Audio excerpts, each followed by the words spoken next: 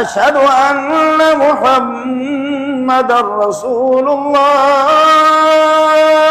اب آپ اس میں یہ کریں، اشہد ان امیر المومنین و امام المتقین و غوث المذنبین علی ولی اللہ حجت اللہ و وصی رسول اللہ و خلیفۃ بلا فصل۔ ظالم کے بچے نے 5 سانسوں میں یہ خود بتاتا ہے کہ یہ بے ایمان، اس نے خود گھڑ لیا ہے، یہ آسمان سے نہیں ہے۔ آسمان والے جو ہے نا وہ اس کا عجیب بنا ہے، قربان جاؤ محمد تیری زبان پہ، قربان جاؤ تیری فصاحت و بلاغت پر۔ آسمان والے کو تو پتہ چلتا ہے۔ اللہ اکبر، اللہ اکبر، اللہ اکبر، کسی بھی ایک سانس کے اندر اشہد ان لا الہ الا اللہ، اشہد ان محمد رسول اللہ، سب میں۔ لیکن یہاں پہنچ کر کے یہاں اب اپنا خود ساختہ ڈالتا ہے، اپنا خود ساختہ ڈالتا ہے، ڈال کر کے اشہد ان امیر المومنین و امام المتقین و غوث المذنبین علی حجت اللہ و وصی رسول اللہ و خلیفۃ بلا فصل۔ 6 سانسوں میں ظالم کے بچے آپ نے کہا تو کوئی بغیرت ہوگا کہ جو اس کو تسلیم کرے گا؟ دنیا کا احمق ہوگا، بیوقوف ہوگا، اگر عقل مند ہوگا تو تیرے منہ پہ جوتا لگے گا، اور وہ جوتے لگا کر کے آپ کو بتائے گا کہ یہ اذان، یہ مکہ اور مدینہ والی اذان نہیں ہے، یہ ایران کی اذان ہے، یہ مکہ مدینہ والی اذان نہیں ہے، یہ ایران والی اذان ہے جی۔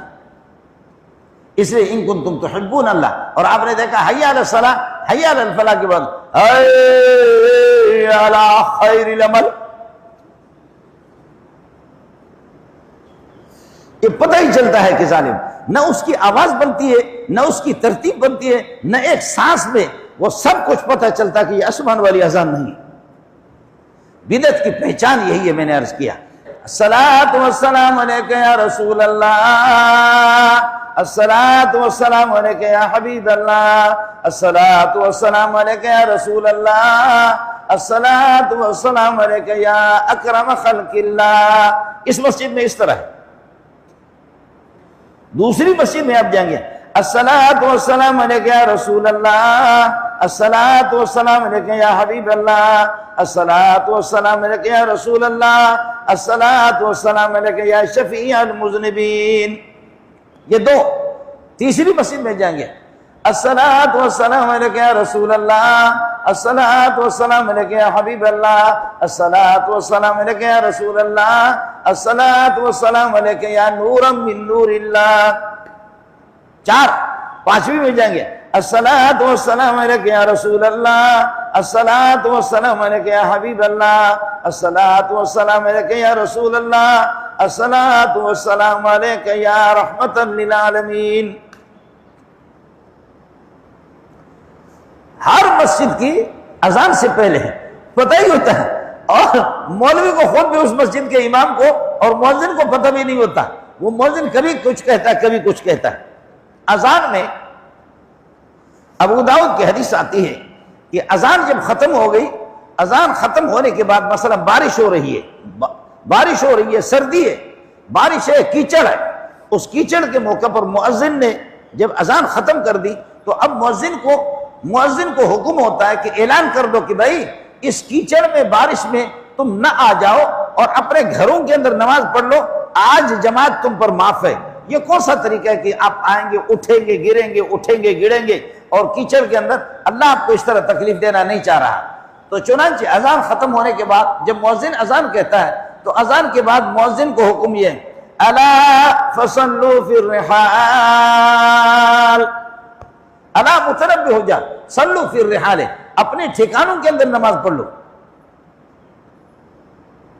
اور عربوں کے یہاں مشہور ہے، اذا ابتلت النعال فصلوا فی الرحال، جب یہ کہ جوتے آپ کے بھیگ جائیں کیچڑ کے اندر، فصلوا فی الرحال، تو پھر آپ یہ ہے کہ اپنے گھروں کے اندر نماز پڑھ لو۔ یہ کیا میں تم میں نہیں چاہتا، ابن عباس بھی کہتا ہے کہ میں نہیں چاہتا کہ آپ لوگ اس طریقہ پر یہ کہ اٹھیں، گریں اور پھسل جائیں اور کیچڑ میں آ جائیں۔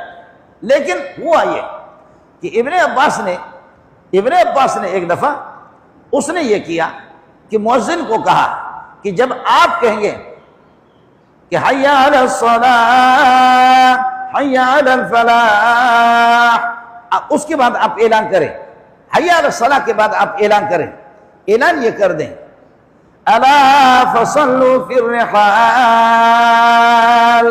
اپنے گھروں میں نماز پڑھو۔ یہ اعلان جب ابن عباس نے کرایا تو لوگ گھور گھور کر کے دیکھنے لگے، وہ ابن عباس تھا جی، گھور گھور کر کے دیکھنے لگے۔ فَكَأَنَّهُمْ اسْتَنْكَرُوا ذَلِكَ، اس کو ناپسند کیا کہ بھئی اذان کے بعد اذان کے درمیان میں یہ چیز آپ نے کہاں سے لائی،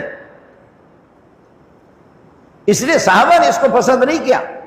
اور ابن عباس جو محمد رسول اللہ کے چچزاد بھائی بھی ہے، محمد رسول اللہ کے شاگرد بھی ہے، جب رسول پاک صلی اللہ علیہ وسلم کا اس دنیا سے وصال ہو گیا، آپ اس دنیا سے چلے گئے، بہرحال یہ چھوٹے صحابی تھے، 11 سال 12 سال اس وقت جب رسول پاک صلی اللہ علیہ وسلم اس دنیا سے چلے گئے، ان کے 11-12 سال کی اس کی عمر تھی، لیکن ایک بہت بڑا علم ہے، بہت بڑا علم اللہ نے دیا۔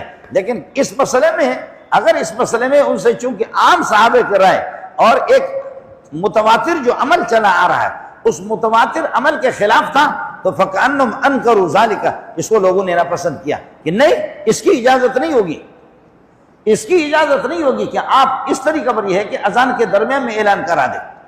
یہ میں عرض کر رہا تھا کہ یہ سنت کی پہچان ہے کہ سنت ہر جگہ اس کی صورت اور اس کی شکل ایک ہوگی، اور بدعت کی شکل بگڑی ہوگی، ہر ایک اپنی مرضی کے مطابق بنائے گا۔ بدعت کی شکل بگڑی ہوگی ہر جگہ، ہر بندہ۔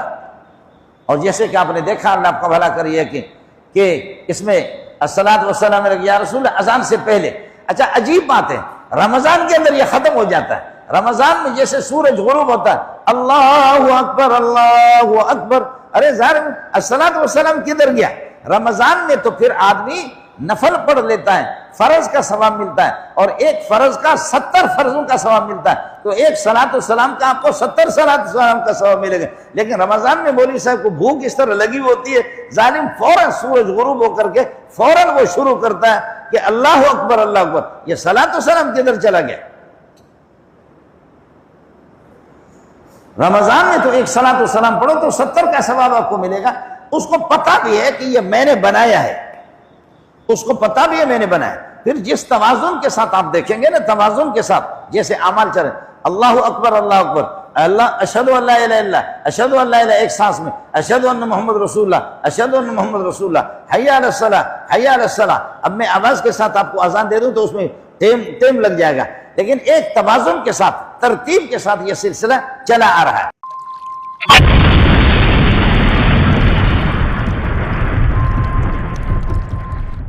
Subscribe now and press the bell icon.